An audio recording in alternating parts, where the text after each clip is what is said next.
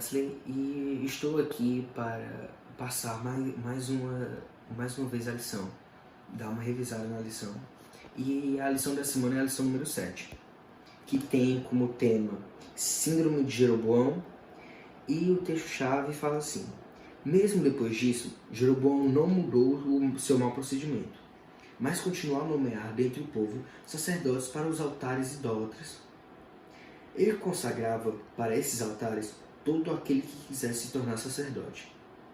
Esse foi o pecado da família de Jeroboão, que levou à sua queda e à sua eliminação da face da terra. 1 Reis 13, 33 e 34. A história de Jeroboão é aquela coisa bem clássica que sempre acontece conosco, muitas vezes em pouca escala, então uma alta escala, para você pode ser um momento muito difícil, mas é aquela coisa que a gente sempre tenta resolver as coisas sozinho, mesmo Deus prometendo ajudar a gente. Deus prometeu a Jeroboão que ele ia reinar sobre as 10 tribos de Israel. As outras duas seriam reinadas pelos descendentes de Davi, que seria Benjamim e Judá, e o resto seria reinado por ele. E ele tentou fazer tudo com as suas próprias mãos, ele tentou fazer o seu próprio jeitinho para que isso chegasse logo. E foi o que aconteceu, chegou logo. Mas só que ele começou a temer a tribo de Judá, porque lá é onde ficava Jerusalém, que era o altar do Senhor. Então muita gente ia para lá exatamente para adorar a Deus. E ele pensou em fazer, ele pensou e fez 2 bezerros de ouro, um em Betel e um em Dan, para o povo adorar, o povo do lado dele, das 10 tribos, para parar de ter uma certa competição entre 2 e 10 tribos, essas coisas assim. E isso daí foi exatamente um erro muito crucial dele. Mas depois desse acontecimento, enquanto estava sendo levantado o ouro, o bezerro de ouro em Betel, Deus mandou um profeta de Judá para falar com Jeroboão. E assim que esse profeta chega na cidade de Betel, ele vai falar com Jeroboão, e Jeroboão ignora o fato dele ser um homem de Deus e manda prendê-lo. Quando ele manda prender, o seu braço fica imóvel e ele se desespera. E após isso, o altar que eles estavam fazendo é destruído. Aí foi que ele percebeu que aquele homem sim era um profeta de Deus.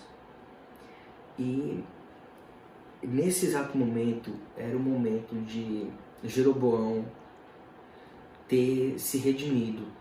Foi nesse momento que ele ganhou uma segunda chance. E ele ignorou essa chance que ele ganhou. Ele quis continuar os seus pecados, assim como o verso da semana fala. Após isso, o rei ele pediu para que a mão dele voltasse ao normal. E o profeta, ele orou a Deus e a mão do rei voltou ao normal.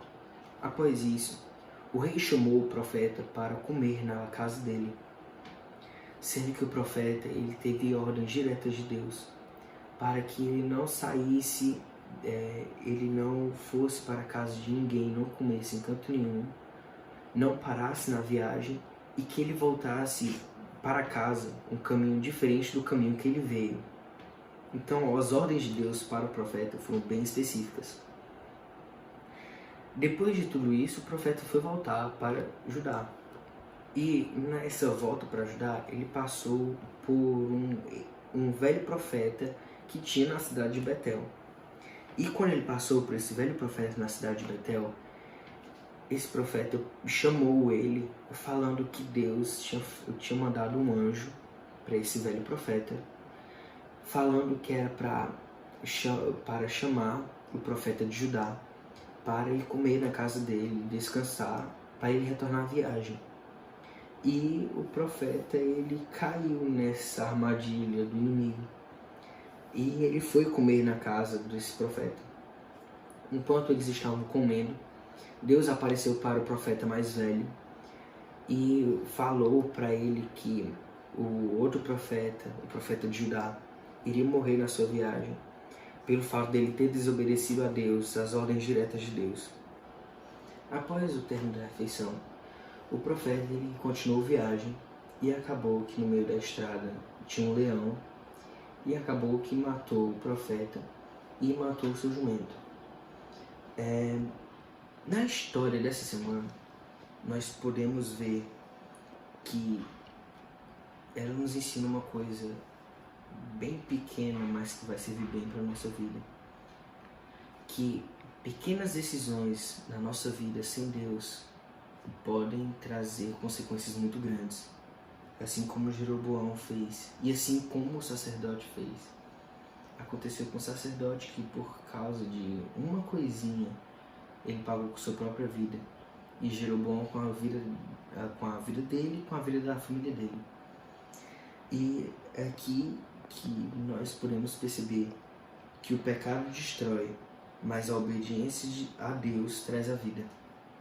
Eu espero que essa lição dessa semana tenha feito você refletir sobre vários assuntos. E nós nos vemos na próxima semana.